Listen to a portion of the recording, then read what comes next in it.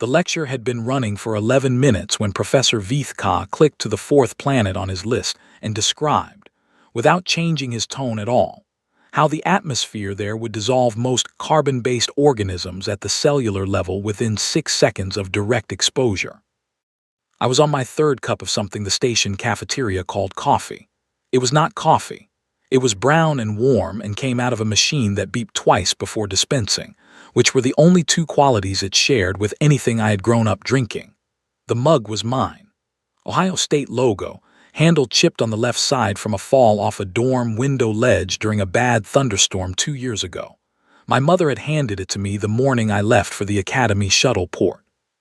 She had wrapped it in a dish towel and placed it in a canvas bag with 3 other things: a spare phone charger, a small jar of peanut butter, and a handwritten note on a square of yellow paper that said "Take care of yourself" in her large, slightly tilted handwriting. She wrote fast, like the thought was moving ahead of her, and she was chasing it down the page. I thought about that note more than I had planned to. The lecture hall held 43 students. 42 of them were not human. I had stopped nodding this every single morning around month 4, but Monday mornings the count still ran automatically before I could stop it. The same reflex that makes your eyes find the exits when you walk into a new room, the one that feels like a leftover from something older than manners. The course was Xenobiology 4, Class Omega Planetary Systems and Survival Designations. Second year, required for all Academy students regardless of specialization. I was specializing in interspecies ecosystems, which meant this course was technically within my field, and I could not reasonably object to being enrolled in it. I sat in the back row anyway. The back row had been my default since the 6th grade in a school in a small town in Ohio, and the habit had outlasted every change of address and institution, and had apparently survived the relocation to a space station, 12 light years from where it started. Professor Vithka was tall, pale, and built like someone had designed a person primarily for conference rooms and low-stakes administrative work. 4 eyes, 2 of which read from his notes, while the other 2 monitored the room with the patient, slow rotation of a system that had long since stopped expecting surprises. His voice came through the translation implant in my left ear as careful, even, and carrying the particular register of a man who had accepted, a long time ago, that the universe was mostly hostile and found this professionally interesting rather than personally troubling. He moved through the catalog. Veth 7, sulfur atmosphere incompatible with carbon-based respiration. He clicked. The burning corridor, binary star gravitational shear causing soft tissue disruption at the molecular level. He clicked. The methane belt of Druvak, the frozen shelf of Karath, the acid lanes of the outer rim, each entry delivered at the same pace in the same structure. Atmospheric data, gravity index, biological hazard rating, known sapient casualties from documented exploration attempts. Then a pause, during which the room absorbed the information the way dry ground absorbs rain, slowly at first, then all at once. The class reacted to each planet the way a crowd reacts to a very close call, a collective tightening, pens moving faster. The bioluminescent patches on Fainlu's neck, 3 rows ahead and 2 seats left, had deepened from their usual pale amber into something denser and more unsettled, a color I had been cataloging over 8 months and still did not have a reliable name for. Arath 7, who occupied the far left section of the hall alone, because his species communicated partially through low-frequency vibration that disrupted other students' concentration in a radius around him, had been vibrating at his usual baseline of soft ambient engagement through the first 4 catalog entries. At entry 5, he went completely still. When Arath 7 went still, things were serious. I drew a dog in the margin of my notebook. 4 legs, circle for a head, a tail curling into a question mark at the end. The same dog I had drawn in the margins of notes since I was 12 years old, never improved, never a good dog, never intended to be. It was the thing my hand did when the rest of me needed to process without appearing to process, which was a skill I had developed at 12, and refined across 2 degrees and 8 months in a classroom where, every Monday morning, the count came out to the same number and the same remainder. SS Oketh sat to my left with 6 limbs spread across a desk the Academy's accessibility coordinator had extended for his reach. 4 limbs writing simultaneously in parallel columns, 2 keeping him anchored and still. He had occupied this seat every session since the semester began. In that entire time, we had exchanged approximately 20 words, all of them practical and logistical. Neither of us had pushed past the practical. It worked. Some arrangements hold, because they do not ask for more than they need. Veeth Ka reached the slide labeled Class Omega designation criteria and settled into a longer explanation. The designation, he said, was not applied lightly. A Class Omega world was not simply cold or dry or low in oxygen in the way that many worlds were cold or dry or thin-aired and could be managed with the right equipment. A Class Omega world was hostile in multiple directions at the same time. Atmospheric, biological, geological, and radiological threats stacking rather than substituting for each other. Addressing one threat category did not reduce another. The cumulative hazard index exceeded the adaptive and technological capacity of any known sapient species, not in theory, but in documented outcome across decades of exploration data. He said, these environments naturally selected for aggressive cellular adaptation, shortened lifespans, and hyperactive adrenaline responses in whatever organisms managed to persist within them. I stopped writing. My hand rested above the notebook with the pen between my fingers and the sentence I had been taking notes on ending mid-word. Natural selection for aggressive adapt, and then nothing. I tapped the pen against the side of the mug. Once, twice. I noticed I was doing it and stopped. Veeth Ka said the following entry would serve as the primary case study for the remaining sessions of the unit. He said it was the most extensively documented Class Omega environment in the Academy's galactic records. By a margin that was not close, he said, it was the most extreme example of continuous sapient presence on a condemned planetary body in any database the Academy maintained. He clicked. 42 alien students produced a sound that did not have a word in any language I knew. Not a scream and not quite a gasp, something existing between those two things that apparently crossed species lines when enough different organisms converged on the same specific flavor of dread at the same moment. The dread of having suspected something was real, and then seeing it confirmed on a projection screen with coordinates and a hazard rating attached. On the screen, Sol III, Class Omega 7 Deathworld, designation condemned. Below the designation, a photograph taken from orbit, blue and green and white, cloud cover in slow spirals above an ocean that consumed most of the frame. The land visible in the upper portion of the image was that brownish-green of the northern hemisphere in October, when the angle of the light changes and the trees begin to release things, and the afternoons stretch long, and the air carries a quality that people who have lived inside it know without needing to describe it, and people who have not cannot quite reach no matter how many words you use. I had lived inside it every October for 23 years. I looked at the photograph. I looked at the chip in the handle of the mug.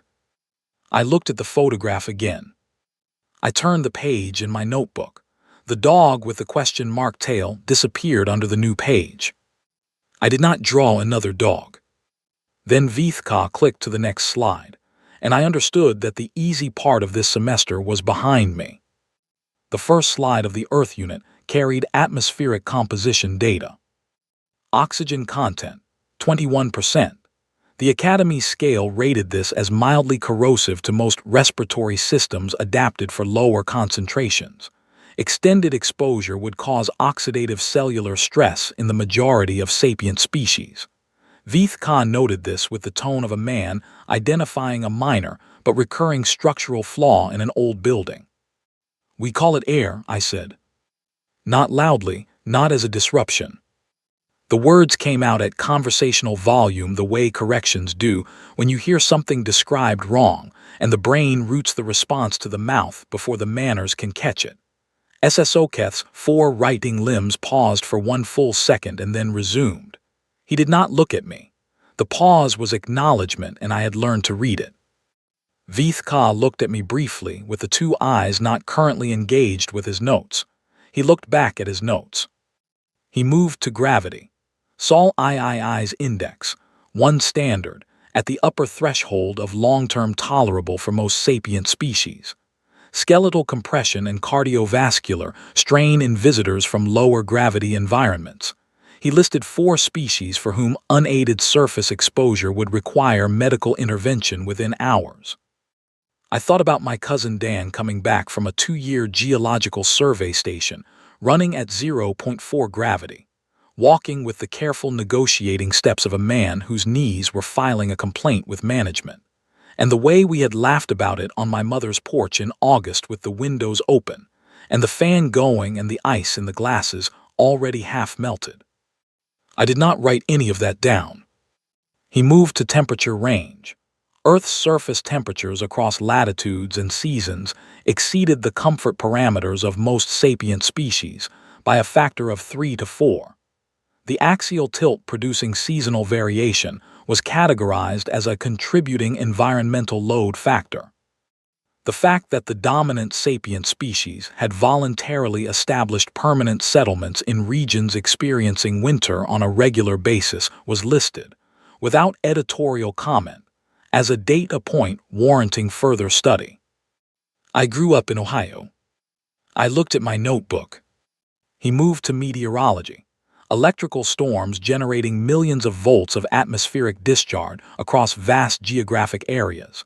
Wind events producing sustained speeds fatal to unprepared organisms. Seasonal pressure systems generating flood conditions spanning entire regions.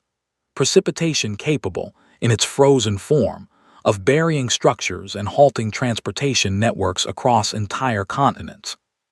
He noted that these events occurred on predictable seasonal cycles, and that the dominant sapient species had constructed permanent settlements in their direct and documented paths. The student in the 5th row had wrapped both arms around themselves in a self-enclosing posture I recognized from humans, an instinctive tightening that apparently crossed species lines under sustained environmental stress. Dren, in the 2nd row, whose species expressed distress through color shifts across their back plating, had gone from standard dark gray to a lighter, variable tone that moved as I watched. Fain Lu was cycling color continuously now rather than settling, patches shifting through shades in a pattern I had not cataloged before, which looked to me like a system having trouble arriving at a single response. I held the mug with both hands and watched the room absorb the meteorology data. Vithka moved to geology. Earth's tectonic plate system, he explained, regularly released stored energy in events that destroyed surface structures and reshaped coastlines. Not historically, currently and actively. It was not a problem awaiting a solution. It was a permanent architectural feature of the planet, built into its fundamental mechanics, ongoing at this moment, and at every moment before and after this moment in the planet's operational history. He showed a geographic distribution map of major seismic events across 2 centuries. The map was nearly solid with data points. He moved to volcanic activity as an extension of the same system. Eruptions capable of projecting ash across hemispheres and lowering global temperatures for years. He described one event as occurring in Earth's recent geological history. I wrote the word recent in my notebook and placed a question mark after it. Then I crossed the question mark out because I knew the timescale he was using and he was not wrong. I did not like it. He was not wrong. Then Vithka moved to indigenous biology. He said Sol III's biological hazard profile was among the most extensively documented in the entire Class Omega catalog, and that he would address it in order of organism scale, beginning with microbial life. Earth's pathogenic ecosystem, he described, was among the most aggressive and adaptive in the known galactic record. Bacterial and viral populations mutated at rates that routinely outpaced pharmaceutical intervention. The dominant sapient species maintained permanent, ongoing pharmaceutical development programs not to reduce the baseline pathogenic threat level, but simply to prevent it from growing faster than it already was. He said this without pausing and moved directly to the next scale. Marine invertebrates with venoms capable of causing cardiac arrest in organisms many times their body mass. Terrestrial arachnids operating the same mechanism at smaller scale. He noted with academic neutrality that some of these arachnids were nearly invisible and lived in the same spaces the dominant sapient species used for sleeping. Arrath-7 made an audible sound, not a vibration, an actual audible vocalization. The room registered it. I registered it and moved on. He continued up the scale. Large terrestrial mammals with mass and aggression ratings equivalent to documented alien apex predators. Aquatic megafauna. Ambush reptiles in tropical regions. Several large herbivores statistically more dangerous to humans than the acknowledged predators, due to unpredictable defensive behavior and significant physical mass. He listed the hippopotamus. I almost said something, I held it in. He listed the mosquito. He noted, in the same tone in which he had noted every other fact this session, that this small flying insect was responsible for more deaths of the planet's dominant sapient species in recorded history than any armed conflict the planet had produced in the same period. The room went quiet in a different way, not the quiet of cumulative distress, the quiet of a single fact reorganizing something. Fainlu's patches went white. I had not seen white before in 8 months of sitting near enough to watch them. I filed it in a category I did not have a name for yet and kept it there. Then Vithka said, and finally the dominant sapient species itself. He clicked. The new slide listed the entry under the heading Fauna. I looked at the word. Fauna. I set the mug down. Not hard, not with any dramatic force. I set it down the way you set something down when your hands need to be free for a thing they cannot actually help with but need to be free for anyway, because the body sometimes acts on what the mind has not yet put into words. The entry read, Homo sapiens sapiens, sapient species, class, fauna, hazard designation extreme, assessment to follow. He began the assessment. Human physiological data presented several anomalies in the xenobiological record, he said. Pain tolerance readings at the upper extreme of the Academy's documented index for carbon-based sapience. Skeletal and muscular density exceeding environmental necessity for the species' size, producing impact resistance readings that the initial modeling team had flagged for review. A cardiovascular system showing sustained extreme exertion data at intervals, the Academy's Endurance Modeling Division had initially categorized as data entry errors and sent back for secondary verification. The verification had come back positive. He described persistence predation, an early hunting strategy documented in Earth's archaeological record, he said, in which humans pursued prey animals over distances exceeding the prey's physical endurance threshold, not through superior speed but through sustained, continuous, unceasing effort until the prey could no longer continue. The prey stopped. The human did not. The Academy, he noted, had initially classified this behavior as biologically implausible and requested independent verification. The independent verification confirmed it. He moved forward. The dominant species appeared to have developed what the Academy classified as anomalous continued functioning under conditions of acute physical and psychological distress. Complex cognitive and social performance maintained during levels of pain, exhaustion, and sustained fear that triggered shutdown responses in most other documented sapient species. This was not limited to exceptional individuals or crisis events. The behavioral data indicated it as documented standard baseline functioning across the general population. He said, the precise adaptive mechanism remains an active area of Academy research.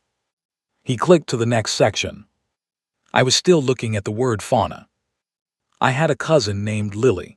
She was 22. I had been to her funeral 7 months before I left for the academy. In a church in a town I had driven through my whole life without thinking much about, and I had sat in the third pew in a suit I had borrowed from my roommate Owen, because I did not own one, and I had held it together through the whole service and then cried in the car for 20 minutes on the highway, which was the only privacy I had. That tracks, I thought. My pen rolled off the edge of the desk. I did not pick it up. He listed us under fauna. The pen was still on the floor. The professor had moved to behavioral adaptations, and I was aware of the pen the way you are aware of something you have decided, without formally deciding it, to leave in place for the time being.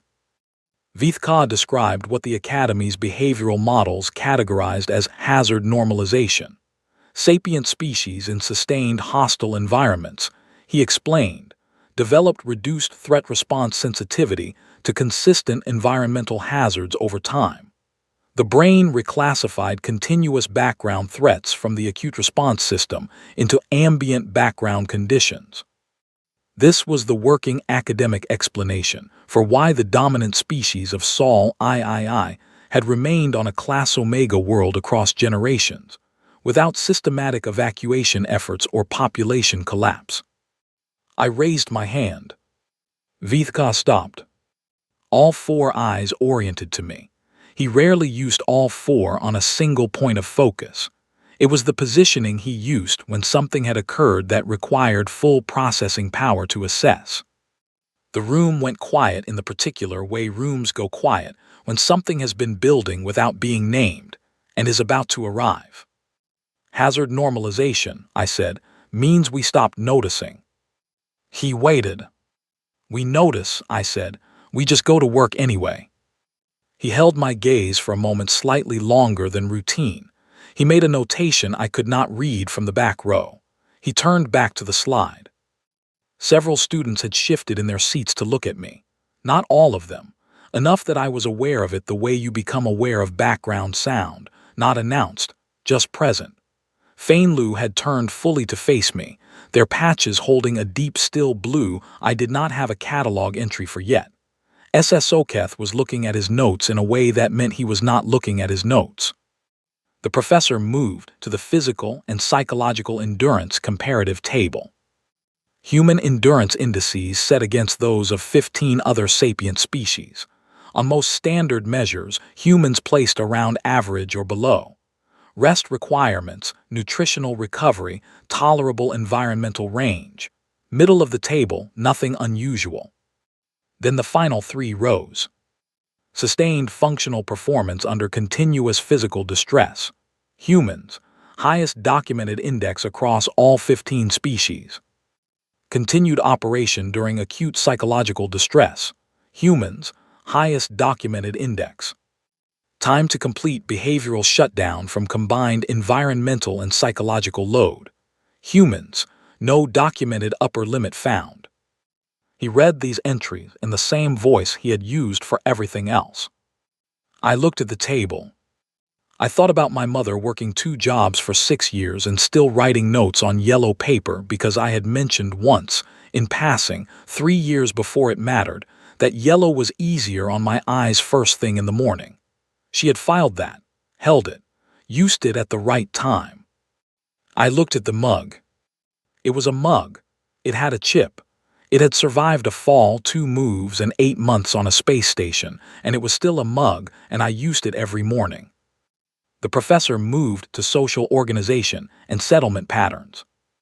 Human communities, he described, formed dense, fixed settlements in close and documented proximity to multiple overlapping environmental hazards.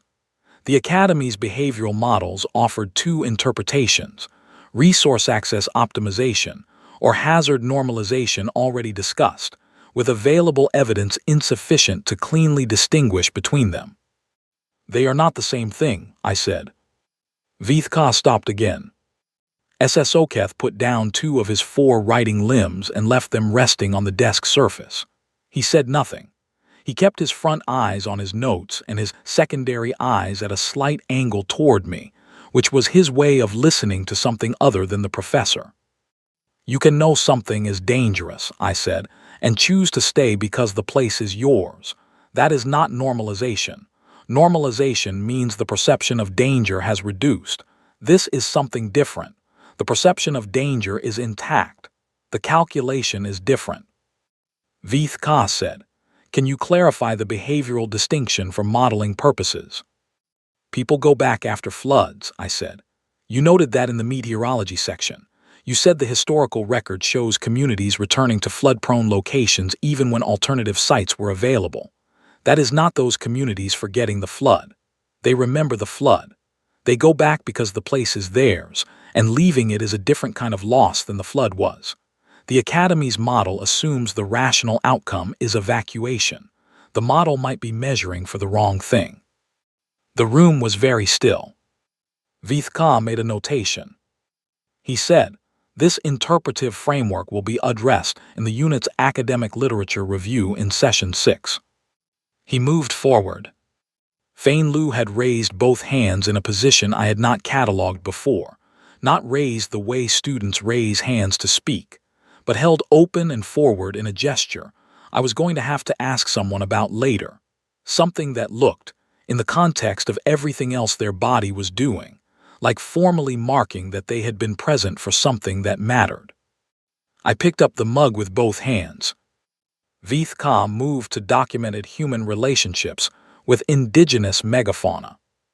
He described the practice of maintaining non-sapient animals in domestic cohabitation arrangements, including in some cases species with active predatory behavior or significant physical hazard potential.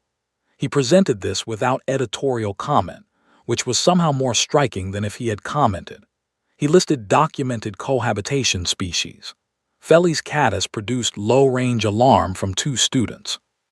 Canis lupus familiaris produced from Dren, a sound I categorized as genuine astonishment.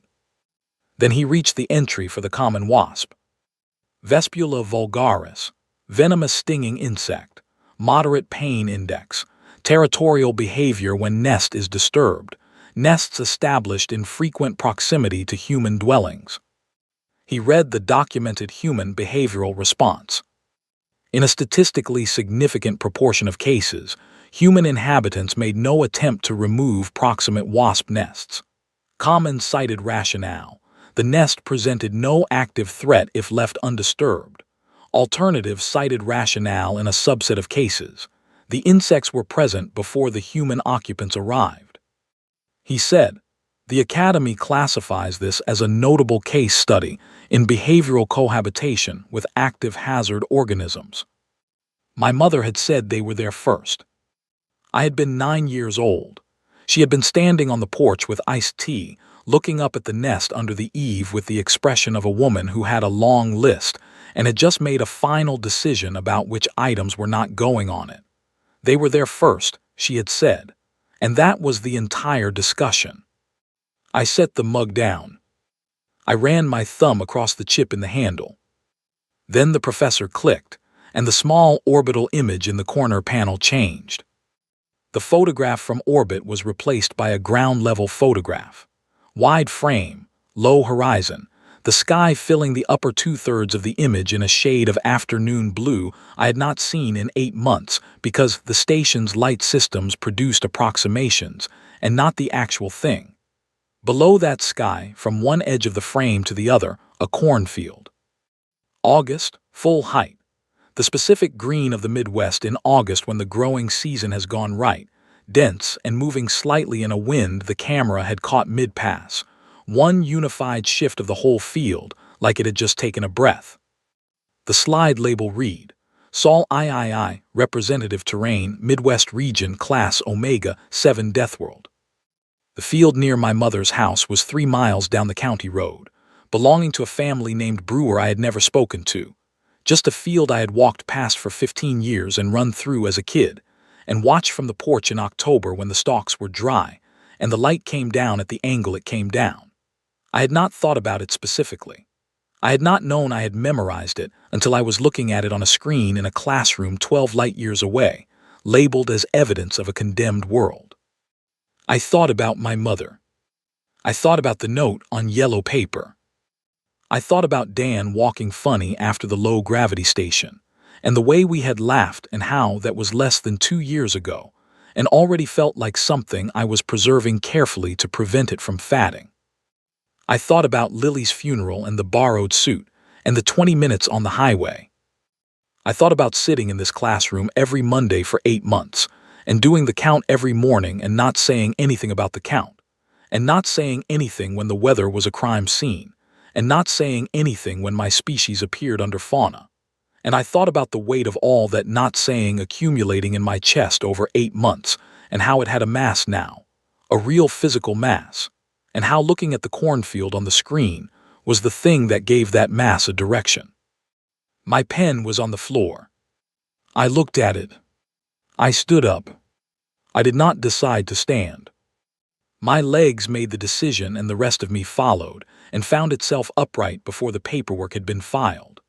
The chair scraped back against the lecture hall floor with a sound that traveled across the room like something dropped into still water, a clean, flat impact, and then the rings moving out. 42 students turned. Professor Vithka stopped mid-sentence. All 4 eyes found me and held. The room held the quality of stillness that exists in the interval between lightning and the sound that follows it. The brief space where something has already happened, but the full weight of it has not yet arrived. I said enough. Just that word, one syllable. It sat in the room by itself and occupied the space the way a dropped object occupies space before anyone moves to pick it up. The professor did not speak. The class did not speak. Fainlu's patches had gone completely motionless in a single fixed color I was going to have to catalog later. Arath 7, still and silent since entry 5 of the original catalog, seemed to go even more still, if that was possible, as if whatever stillness he had been holding had found a new level below the one I knew. SS Oketh had set down all 4 of his writing limbs flat against the desk. In one semester, I had never seen him do that. "That is my home," I said. Not loudly. I was not going to shout. I did not feel like shouting. I felt the opposite of shouting, which was the particular feeling of wanting your voice to stay level, because the alternative was something you were not going to do in a classroom at 9 in the morning. You have been up here for almost 2 hours describing my home, like you are reading a damage report. The professor said nothing.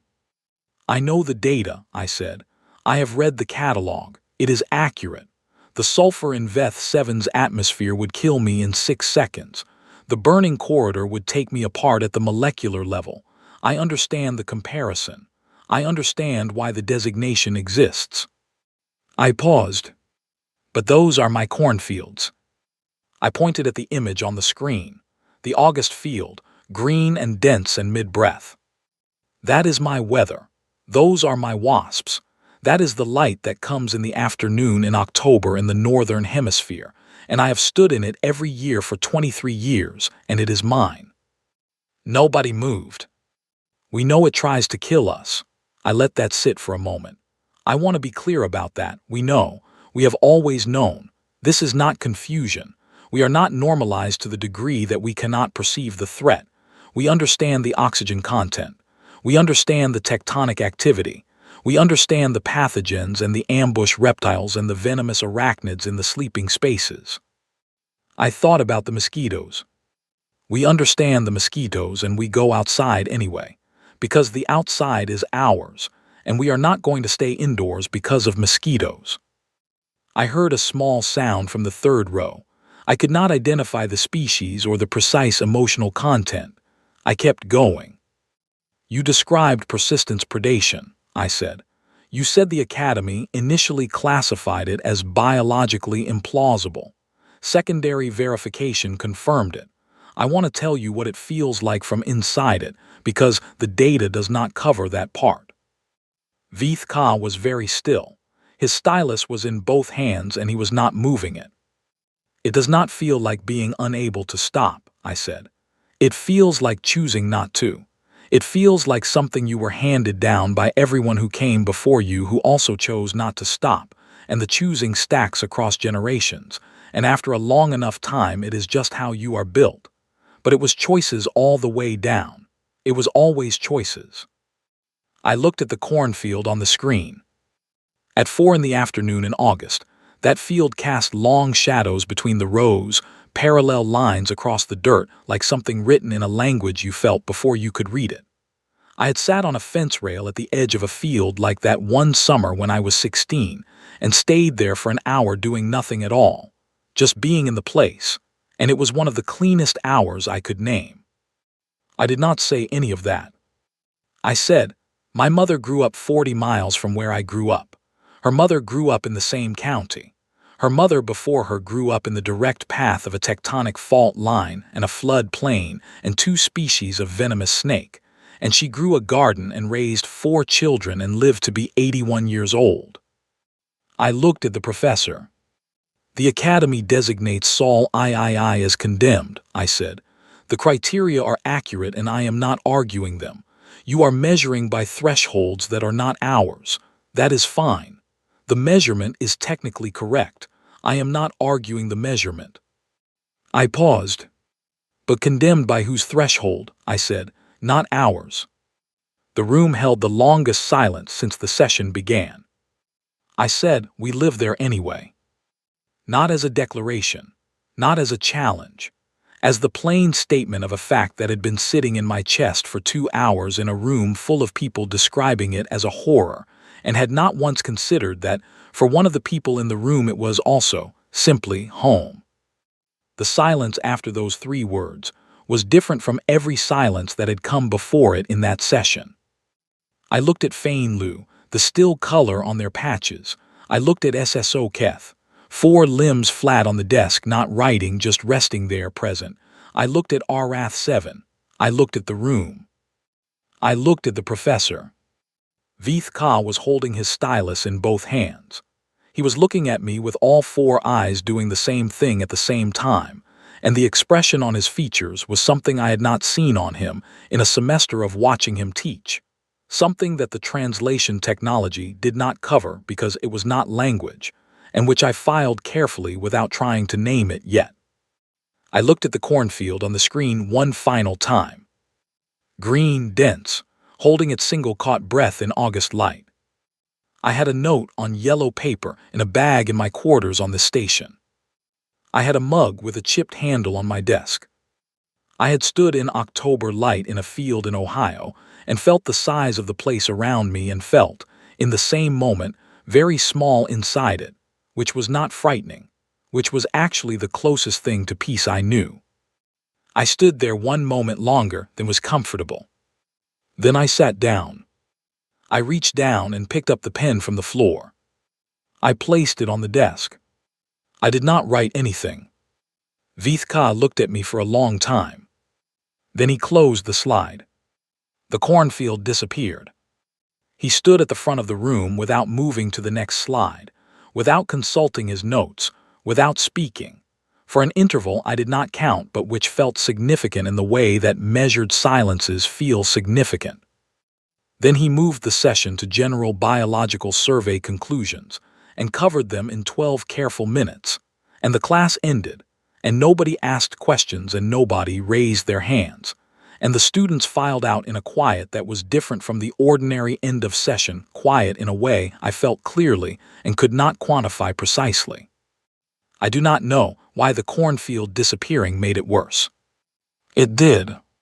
The lecture hall emptied in stages. The front rows left first, moving toward the exits in 1s and 2s, the quiet of people who have been present for something and are processing the having been there on the way out. The door sealed behind each group with the same soft mechanical sound. I counted 4 exits, then a longer pause, then 2 more. Then the ambient sounds of the upper rows, the small movements of collected belongings and vacated chairs. Then those 2 were gone. I stayed in my seat. The mug was on the desk with both my hands around it, the liquid inside gone cold sometime during the session. The station cafeteria's version of coffee was bad when warm and categorically different when cold, which was information I had accumulated over 8 months, and which had never once stopped me from drinking it cold when I was sitting somewhere and not ready to move yet. I was not ready to move. The pen was on the desk where I had placed it. I looked at it. I did not pick it up. I was aware, without turning, that someone was still in the room. SS Oketh had not left. I became aware of this the way you become aware of a sound you have been hearing without registering, all at once, without being able to identify the moment it became audible. He was still in his seat to my left, all 6 limbs in the resting position, which for his species meant limbs distributed evenly along the desk and chair frame, not writing, not positioned for motion, simply existing in a space without any immediate functional task. He held that for approximately 30 seconds. Then he collected his notes. He did it with a deliberate and careful alignment of each document sheet against the others that I had never seen him do before. His standard end-of-session process was efficient and quick, the movement of someone with the next task already queued and ready. This was slower. Like the care itself was the point rather than a consequence of the process, like he was making something of the ending of it. He stood. He moved toward the door. At the threshold he stopped. He turned. He said, "Marin Cole." I looked up. He was standing in the doorway with the corridor light behind him making his outline clean and clear. He did not step back into the room.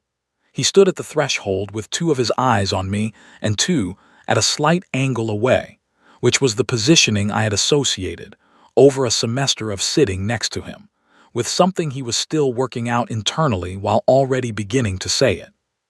He said, "On my homeworld, the gravity is 0.3 standard." He paused. "A human," he said, "would not structurally manage well there." I said, "I know." He was quiet for a moment, the kind of quiet that means something is being organized rather than nothing being said. He said, "I have never left my homeworld before this station." I looked at him. He looked back at me with the 2 direct eyes and the 2 working it out eyes. He said, "Thank you for the session." He left.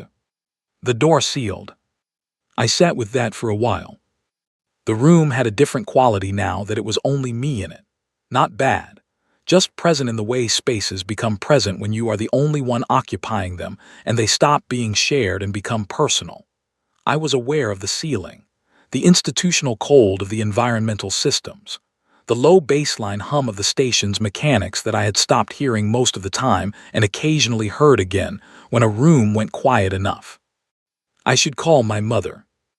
I had been meaning to call for 3 weeks. Not because I did not want to, but because the call required a series of transitions I had been navigating poorly lately.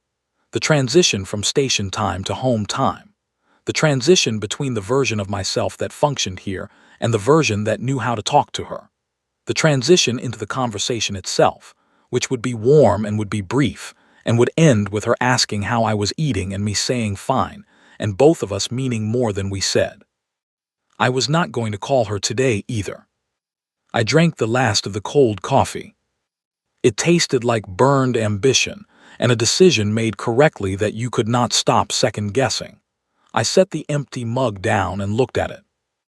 Ohio State. The logo slightly faded from 8 months of whatever the station's cleaning system used, which was not quite the chemical composition the logo had been designed to withstand. The chip in the handle, the weight of it in my hands, which I knew completely without thinking about it, the way you know the weight of things you have held in many different circumstances over a long enough time. She had wrapped it in a dish towel. She had put peanut butter in the bag. She had written the note on yellow paper because I had mentioned once, casually, 3 years before I left, that yellow was easier on my eyes first thing in the morning. She had kept that piece of information for 3 years and then used it at the right moment, which was the kind of thing that costs something, and she had never once made it seem like it cost anything at all. I looked at the mug. I looked at the empty room. The door unsealed. I did not turn immediately. I knew the footstep pattern behind me. Single pair, light and deliberate, moving toward the front of the room. A pace I had catalogued over a semester of arriving just after he did and leaving just before. Professor Vith had come back for his datapad. He retrieved it from the lectern, with the two eyes reading the surface and the other two oriented slightly away. The positioning I had come to associate over a semester with something he was managing that he had not finished processing. He stood at the front of the room with the pad in both hands. He did not leave. I did not say anything. He said, "The designation will remain." "I know," I said. "The data is accurate." "I know." A pause, the low mechanical hum of the station filling the space between us. The cold. He said, "The endurance data." He stopped, began again. "Your species' endurance data. We ran comparative modeling 3 years ago as part of a Class Omega survival factor study. The running specifically. The persistence predation documentation." I waited. "The figures," he said. "In the model." He looked at the pad in a way that meant he was not reading it. "We had to run the model 4 times before we submitted the paper. The outcomes were consistent across all 4 runs. We published anyway with a methodology note attached expressing the modeling team's uncertainty about the input parameters." He said, "I wanted you to know the figures were not errors." I looked at him. "I know," I said. He held the pad. He said more quietly, with something in his voice that the translation technology processed, and then produced a version of that I did not fully trust as accurate but took anyway. "The cohabitation data. The WASP entry. In my original notes from when I built this unit, I have it flagged as a possible sampling artifact. The frequency of the documented behavioral response. The rationale given." "It is not an artifact," I said. He looked at me. "The documented rationale," he said. "They were there first." He paused. "That is in the field data verbatim. They were there first, as the cited reason for not removing an active hazard organism from a domestic dwelling." "Yes," I said. He was quiet for a moment that had more weight than its length warranted. "That is not a category in the xenobiological behavioral models I work from," he said. "No," I said, "I do not imagine it is." He looked at me for 3 full seconds with all 4 eyes doing the same thing, which was the second time today he had used all 4 on me, and which I was going to think about later when I had the room to do it properly. Then he nodded. A small, deliberate nod, a gesture he had picked up from human students across some number of years of teaching them, and which he used rarely and which meant, when he used it, something he did not currently have the right language for, and was choosing that gesture instead. He walked toward the door. At the threshold he stopped, without turning back, occupying the same position in the doorway that SSO Keth had stood in 20 minutes before.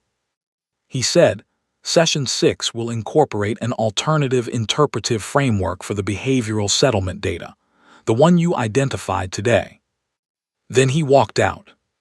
The door sealed behind him. I sat in the empty lecture hall.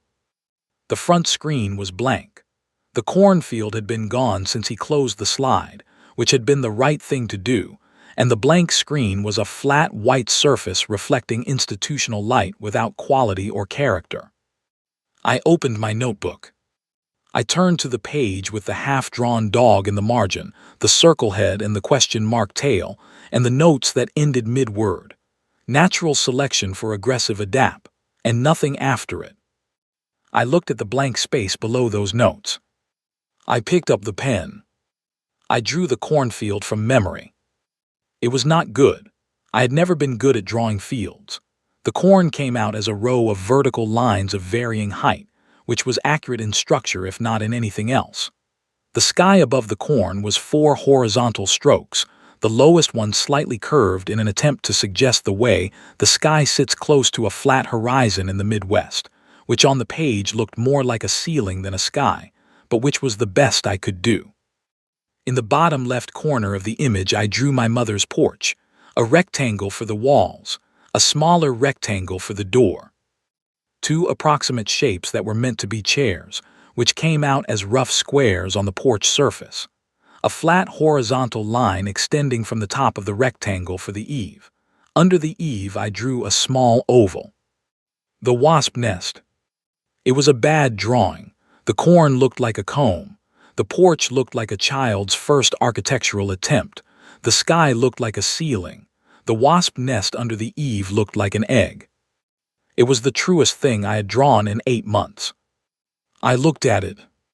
I thought about the Brewer family's field and the October light, and the afternoon in August I had sat on the fence rail and stayed for an hour doing nothing, and how when you have been away from a place long enough the small hours inside it become the thing you keep returning to, not the landmarks, not the notable moments, just the hours that were not notable at all and which turned out to be the whole thing.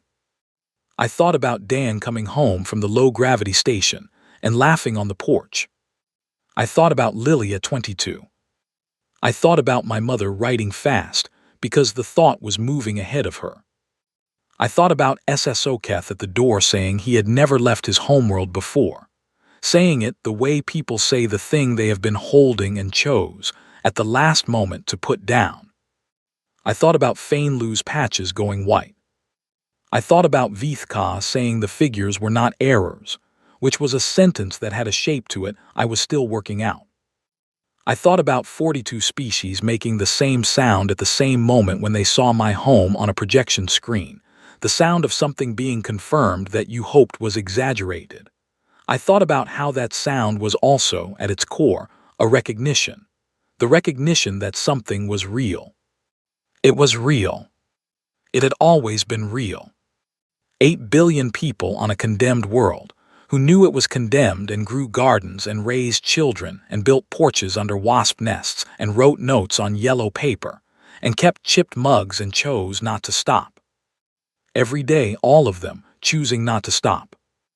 I wrote under the drawing, in the flat, careful print I had used since grade school, slow enough to be legible and fast enough not to lose the momentum of it. Sol III. Class Omega 7 Deathworld. Designation condemned. Population 8 billion. They were there first. I read it back. I added one more line, smaller than the others, fitted below the rest. Average survival rate, see above. I looked at what I had written for a moment. Then I closed the notebook. I picked up the mug. I stood up from the back row in the back of a lecture hall on a space station, 12 light years from a small town in Ohio, where a wasp nest had lived under my mother's porch eave for 15 years, untouched, because they were there first, and that settled it. I had xenobiology lab in 40 minutes, then an advanced seminar, then a reading assignment I had been avoiding for a week on deep ocean thermal vent ecosystems on Druvak's third moon, which was genuinely interesting once you cleared the first 40 pages of methodology summary, and I had been putting it off for no good reason, and today was the day I was going to stop putting it off. I had a full day. I picked up my bag. I walked out of the lecture hall. I went to class.